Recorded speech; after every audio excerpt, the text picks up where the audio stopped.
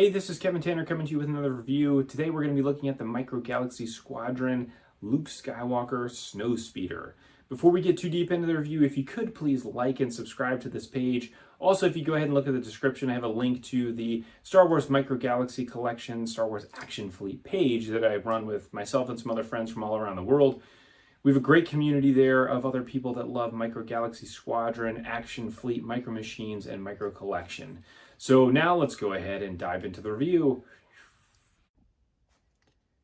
So here is the Micro Galaxy Squadron Luke Skywalker Snowspeeder. So we're going to go ahead and take a look here at the box. We'll take a look at the features of this ship that comes with it, the figures, we'll do some measurements, and then we'll do a comparison. So starting out with the box, so here is the front of the box. So we get a picture there of Luke going into the cockpit. We also get Luke Skywalker Snowspeeder, number 38 there on the bottom. And then when we go ahead and take this out, it comes in the typical blister pack. We do have a little seam here that comes on the underneath, which you're supposed to set the Snowspeeder in. So interesting thing that this is upside down. I don't know whether or not that's on purpose or not, but it still is a pretty cool scene, getting a chance to see the underside of the Snowspeeders. And like they do with all of these packaging, everything is usable, which is fantastic. So then we get the actual card backing here, which is very exciting to see because we actually get an AT-AT. So the good thing about this is that all of the images that they use for the card backings are all 3D images that they use from actual renders that they're going to be likely producing in the future. So that means we're more than likely going to get one of these guys, which is super exciting. So we'll flip it over here and look at the back. These are all the different features that you get with Snowspeeder, which we'll take a look here in a second.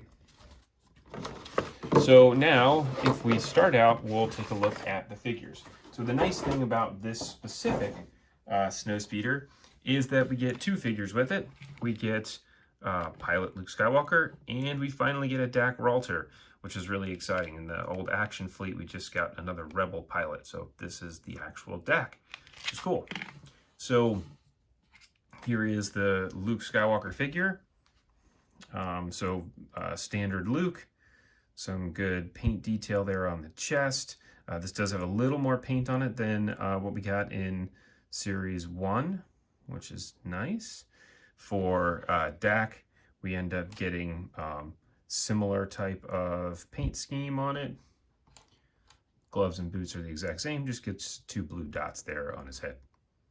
So these figures, just like all of the other Micro Galaxy figures, are about an inch tall. Well, they do scale them relative to the figure as well, but that is that. So now let's go ahead and take a look at the Snowspeeder. There is a lot in this for such a small little package. So first, let's start here and we'll go really front to back. So we got the laser cannons on here, which is nice. We got a cockpit with a window here on the top where you can see in. You've got the little flaps here, which we'll look at in a second. Then we've got a rotating gun here on the back. And then when you open up the cockpit, you can see the interior to go ahead and put the figures in there. There is a very light wash on this. There's more wash inside of the cockpit than there is actually on the outside. But it's not too bad, which is nice. And then we go ahead and turn this guy around. And you can see on the back here, you actually have a tow cable, which is really, really cool. So it's got a little hook on it. This actually does come out. And then there is a little wheel here on the bottom to be able to pull that back in. Super cool feature to it. The other great thing about this is it actually will fit back in instead of sticking out the back like that. So you can just turn this sideways and tuck it back in there and it won't come out. So here is the tow cable put back in.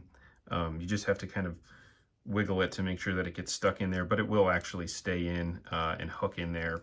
So that way you can fly this thing around and not have to worry about it falling out. Again, the tow cable is a super cool feature. I had no idea that this was going to be on this. I did hear about the flaps early, but I really like it. So nice work.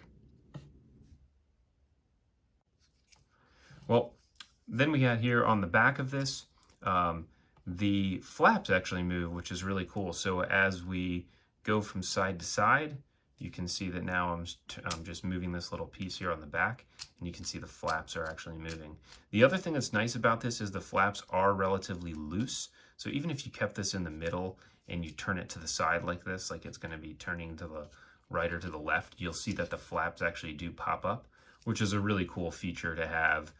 That way you don't have to move this on the back. They'll just move with you as the ship is flying. On the underside here, we actually get one landing gear. This thing was super tight on the one that I got, so I had to use like a little tiny screwdriver in order to pop this thing loose. But you do get this. It comes out like that, which is nice. So you can set this thing down on the table. And it looks like it's just sitting there ready to take off. So let's go ahead and pop the figures in here just so we can see what that looks like. So we'll put Dak here in the back. Hopefully he doesn't get smashed here anytime soon. We got Luke here in the front. And there we go. Now they're ready to go fight in the Battle of Hoth. So let's do some quick measurements here. So front to back, this guy is about 3 3/4 inches. From side to side, it's about 3 1/4 inches. And then, height here is about an inch-ish. Just over an inch and 1/8 maybe. Now, if you look at this compared to the Action Fleet version, it's quite a bit different. So it scales much better with all of the other ships. The Action Fleet one is a little bit big. Seeing it with the figures on it too, it really does appear that way now that I see this Micro Galaxy version here. Really cool ship, great model. Super excited to be able to have this in the collection. Look forward to probably getting a couple of these to be able to customize them and do some with the orange markings like we see here with the Action Fleet version. I mean, the great thing about this one too, with the Luke version, is he does actually fly one that has the gray markings on it, not the orange markings, which was what came with the Action Fleet one. So it is a little bit truer to what we tend to see in the movies. But that is your review here of the Micro Galaxy Squadron Snowspeeder. If you like this, please go ahead and like and subscribe. Feel free to come over and check us out on the Facebook page and check out all the great content we have for Micro Galaxy Squadron and any other Star Wars micro toys. Thanks for watching.